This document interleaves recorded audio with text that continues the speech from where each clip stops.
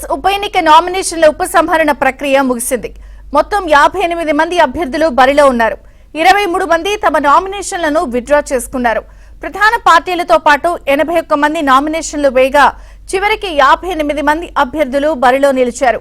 కాసేపట్లో బరిలో ఉన్న అభ్యర్థుల సమక్షంలో గుర్తులు కేటాయిస్తారు.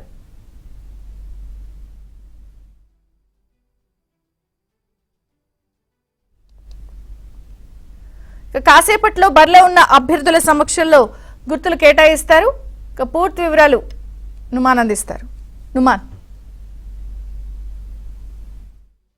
జూబ్లీహిల్స్ ఉప ఎన్నికల్లో మొత్తం 58 మంది అభ్యర్థులు బరిలో నిల్చున్నారు.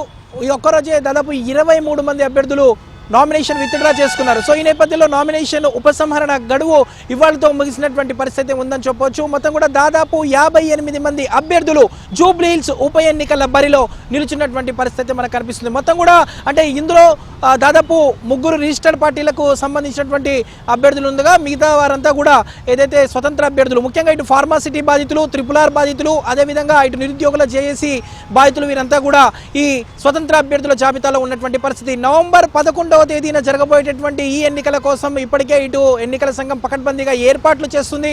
నవంబర్ 14వ తేదీన ఏదైతే కౌంటింగ్కి సంబంధించి ఇప్పటికే కోట్ల విజయభాస్కర్ రెడ్డి స్టేడియంలో మొత్తం కూడా ఏర్పాట్లు పూర్తి చేసినటువంటి పరిస్థితి. మరోవైపు ఏదైతే ఇటు ఈవీఎంలకు సంబంధించినటువంటి ర్యాండమైజేషన్ ప్రక్రియ కూడా పూర్తయినటువంటి పరిస్థితి. ఈ ఎన్నికల కోసం ఇప్పటికే కేంద్ర ఎన్నికల సంఘం దాదాపు 3 అబ్జర్వర్లను కూడా నియమించినటువంటి పరిస్థితి ఉందని చెప్పవచ్చు. మొత్తం కూడా దాదాపు 55 సమస్యాత్మక ప్రాంతాల్లో పకడ్బందీగా పోలీసు బందోబస్తును కూడా నిర్వహిస్తున్నట్లు ఇప్పటికే ఇటు సిటీ అడిషనల్ సిపి తబ్సీర్ ఇక్బాల్ కి కూడా ఏదైతే బాధ్యతలు తీసుకున్నటువంటి పరిస్థితి ఉందని చెప్పవచ్చు. మొత్తానికైతే ఇప్పటికే ఈవీఎంలకు సంబంధించినటువంటి ర్యాండమైజేషన్ ప్రక్రియ పూర్తయింది. మరోవైపు ఎప్పటికప్పుడు ఎన్నికల ఏర్పాట్లను కూడా జిల్లా ఎన్నికల ప్రధాన అధికారి ఆర్వి కర్ణన్ కూడా పరిశీలిస్తున్నటువంటి పరిస్థితి ఉందని చెప్పవచ్చు. వాస్తవానికి ఏదైతే జూబ్లీహిల్స్ ఉప ఎన్నికల బరిలో దాదాపు మొత్తం కూడా 211 మంది నామినేషన్లు వేశారు. ఇందులో దాదాపు 81 మంది నామినేషన్లు ఫైనల్ అయినటువంటి పరిస్థితి. మిగిలిన వారందరికీ కూడా స్కూటీలో రిజెక్ట్ అయినటువంటి సిచ్యువేషన్. ఈ 81 మందిలో కూడా దాదాపు 23 మంది అభ్యర్థులు నామినేషన్లు విత్డ్రా చేసుకున్నారు. ముఖ్యంగా ఏదైతే ఇటు బీఆర్ఎస్, బీజేపీ, కాంగ్రెస్కి సంబంధించినటువంటి అభ్యర్థులతో పాటు ఈ ఎన్నికల్లో 58 మంది అభ్యర్థులు బరిలో నిలిచినటువంటి పరిస్థితి ఉందని చెప్పవచ్చు. మొత్తానికైతే నవంబర్ 11వ తేదీన జరగబోయేటటువంటి ఎన్నికల కోసం ఎన్నికల సంఘం అధికారులు పకడ్బందీగా ఏర్పాట్లు చేస్తున్నారు. సో నిన్నటి వరకు ఒక లెక్క, ఇక నుంచి ఇంకో లెక్క అనే విధంగా ఈ జూబ్లీహిల్స్ ఎన్నికల్లో మొత్తం కూడా ఇటు నామినేషన్లు కానివ్వండి, స్కూట్నీ కానివ్వండి, నామినేషన్ల విత్డ్రా కానివ్వండి, ఈ ప్రక్రియ అంతా కూడా దాదాపు గడిచిన 10 రోజులుగా కొనసాగుతుంది.